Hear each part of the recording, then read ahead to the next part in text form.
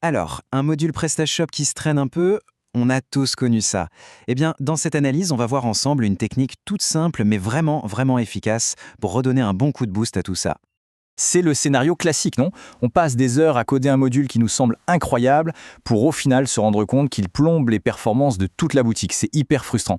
Mais la bonne nouvelle, c'est qu'il y a une solution et on va la décortiquer aujourd'hui.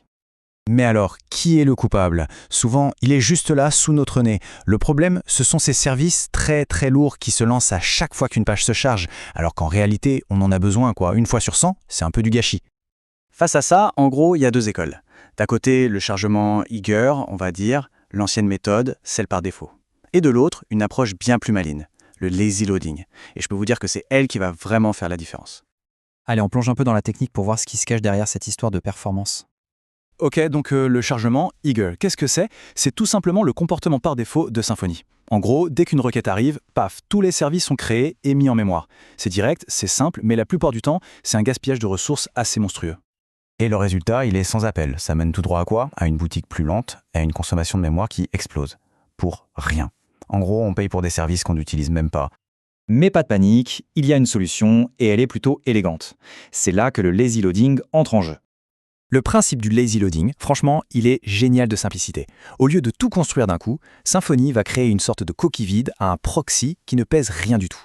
Et le vrai service, celui qui est lourd et coûteux, il ne sera construit que si et seulement si on en a vraiment besoin. Pas d'appel, pas de coût, c'est aussi simple que ça. Pour bien visualiser, imaginez un camion de livraison. Avec le mode eager, le camion démarre son moteur à chaque fois que quelqu'un passe devant l'entrepôt, même s'il n'y a rien à livrer. C'est absurde. Avec le lazy loading, le moteur ne se met en route que quand il y a un colis embarqué et une destination. L'économie de carburant, elle est évidente, non. Donc, pour résumer le fonctionnement, une requête arrive. Symfony présente le proxy super léger. Si personne ne l'appelle, il ne se passe absolument rien. Par contre, dès que le code dit « j'ai besoin de toi », hop, le proxy s'écarte et le vrai service est construit à la volée, juste à ce moment-là. Bon, à cette théorie, on passe à la pratique.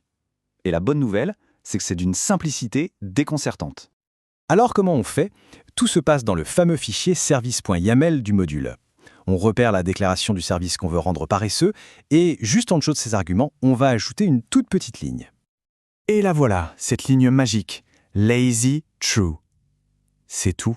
Oui, une seule ligne. C'est ça qui est incroyable. On parle d'une optimisation qui peut avoir un impact énorme sur les performances pour un effort qui est quasi nul. C'est le genre de modif qu'on adore.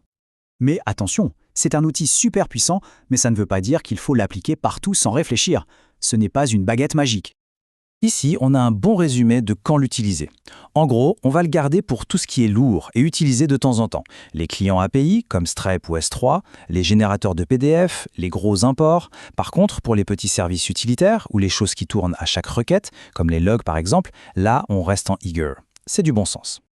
Maintenant, il y a quand même deux petits pièges à éviter. Le premier, c'est avec les classes finales.